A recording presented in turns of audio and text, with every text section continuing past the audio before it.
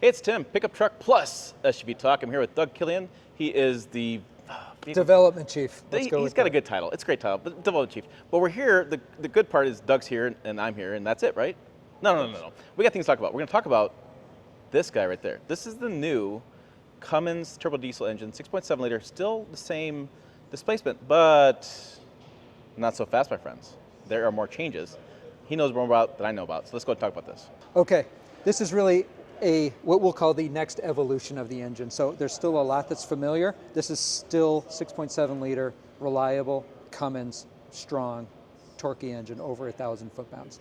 But what's new?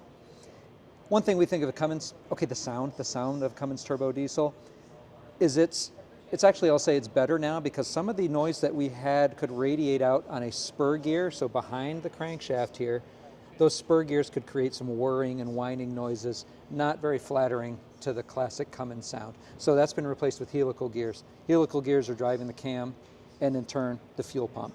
So big change in terms of the refinement of the sound. That characteristic diesel sound comes through now without some of the bad stuff. Okay.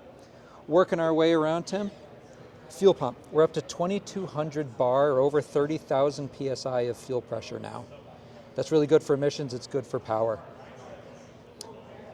That's going to head into the intake manifold here. So key difference, the previous version of this engine had a cast-in iron intake manifold. This is now bolt-on cast aluminum. So that's really allowed the design team to balance the cylinders better, get better airflow, more airflow through the valves that are on the other side in the head.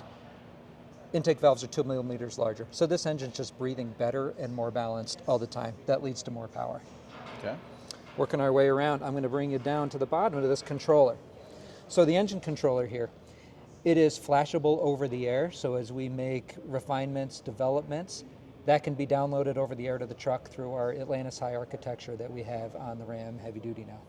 So you can change the software that would possibly improve the efficiency of the vehicle, of the engine, over the air as you learn stuff in the future. Exactly. As things change. Exactly. So some drivability improvements. Of course, we have to be very cognizant of any emissions changes or anything like that. Right. But we can do that now. It doesn't need to go to a dealership or do a software update. Physically, it can be done over the air. Okay, so we got fuel, we got air. Let's talk about fire. So we have glow plugs now. We have glow plugs. Yes. So in the cold environment, of course, a diesel doesn't need spark plugs, but it does use glow plugs to start on a cold day. So top loaded on the engine.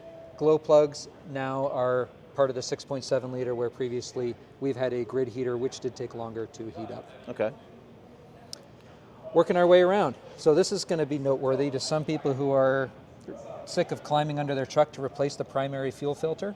So of course we have two stages. We have a primary, is the large one, and a secondary.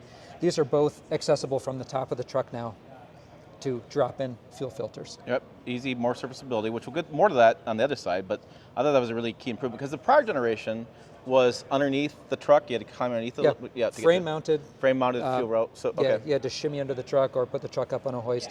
For a fairly routine job of a fuel filter, even though you don't do it often, we can do it faster, more efficiently now. Okay, and we talked about the fuel bar, right? Or did we talk? Correct, yeah. Well, we did talk fuel pressure with respect to the pump. Running very high pressure, which is good for emissions and power. Okay, Yep. So are we cleaner burn and cleaner everything, more efficient? Yeah, better dispersion through the injectors. That diesel fuel comes out in a better dispersion, which then causes a more uniform explosion, combustion. Yep. So less like buildup of things in the cylinders, less crud, more. Yes, in terms of emissions, whether it be gaseous or particulates, the better we can control that dispersion of fuel, the better emissions we have, and more power, of course, is always welcome. Okay, and I have to point this out because another engine doesn't have it, but we have a dipstick right here. Yes, we do. Dipstick. All right, moving on. Yes, we do. Okay, so working our way around the back, cooled EGR, so exhaust gas for circulation. Another component that really helps for building power while maintaining emissions. It's water cooled, mounted up here on top of the exhaust manifold, cooling the EGR. Emissions always important for a diesel. Closely coupled catalyst now, the DOC, or diesel oxidation catalyst. Typically that's a little bit downstream. Yeah, it's usually like over here, and you guys moved it up. Okay. You got it. And on the pickups, we move it up close, and I think you've probably heard before, the faster you can light these things off, the more heat they can have, the more efficient they are. So that's That's good. We can get more power out of the engine while also being cleaner.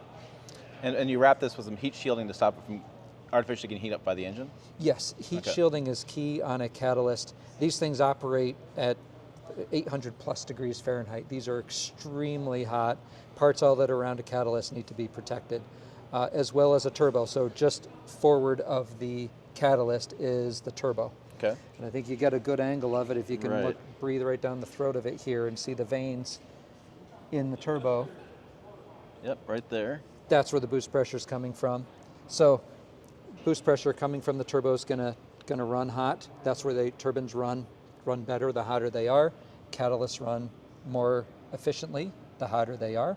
So that's why you put them both together? We put them together. This is, of course, what we call the hot side of the exhaust. The hotter it is, this is how we're able to get cleaner emissions. Okay. And it's opposite the intake.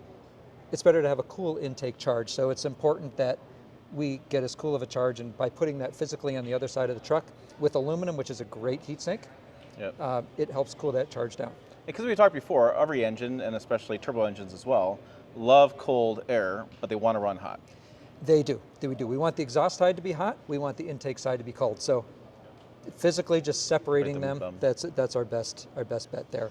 And then another point that I want to make sure you see here is the top load oil filter. So just from a convenience standpoint, much like the fuel filters, in fact, probably serviced even more often, cleaner, more accessible for oil changes. Yeah, I've been a big fan of this, and I know some brands have done this for many different years. And it's always been a question like, why is the oil filter on the bottom of the engine? So you pull the plug out, you're doing this thing where you're trying to get the oil filter out. Typically it's either stuck or you're mad or something happens, whatever happens.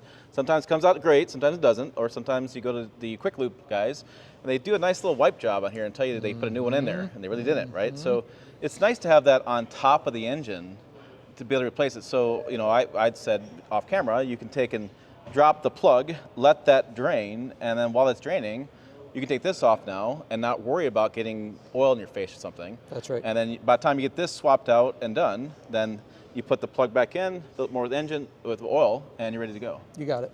You got it. So serviceability, convenience of service, really important to a fleet type customer, where time is money, less time dealing with the maintenance. It's quicker, cleaner, faster, more convenient. And this doesn't impact the oil flow at all? No. No. The high pressure in the oil system will come in and out of the filter. Mounting it up high, in this case, is good for accessibility. It will drain down, and once you pull the filter out, it will drain down, eventually down to the bottom of the block in the pan through the rest of the oil system. So really not as important because it's a closed system. I remember one more thing in the presentation that I forgot, I just thought about. Yeah. We changed the fuel pump. We don't use a CP4 anymore. Correct. You're using a CP8, which you said was, I'm remembering here, which you said was the same, exterior looked the same. That's right. But internally had a bunch of different components and was much better at filtering fuel. That's right. Fuel, particulates in the fuel. Yes, so although we have those two filters, we're managing the flow through the pump. Contaminants that are in those fuels that don't get taken out by the filter, in those cases, the robustness of the fuel pump is important. So internal materials, bearings, surfaces, hardnesses, everything inside that pump is redesigned. We got the CP4 up to a level of robustness that we were happy with. We got the CP8 to a point we're delighted with. This thing is, we came up with a test called a killer test, fuel pump killer test. Got the CP4 passes that. CP8 just crushes it. Okay, yeah, because there's been some controversy over the years on a CP4 pump. There's been the CP3, 4, my mind is mixing on numbers, but it's nice to see another evolution of that as well to make those customers feel more confident in what they're driving around. It was a very high priority for us. Yeah, there you go. All right. You know, it's a high priority for you. Watching other videos. I'm going to do a lot of videos on the other trucks sitting around, so make sure you check those out on this channel. Also, make sure you check out the website, pickuptrucktalk.com. Clearly, it's time for a drink for me. As always, thanks for watching. We will see you down the road.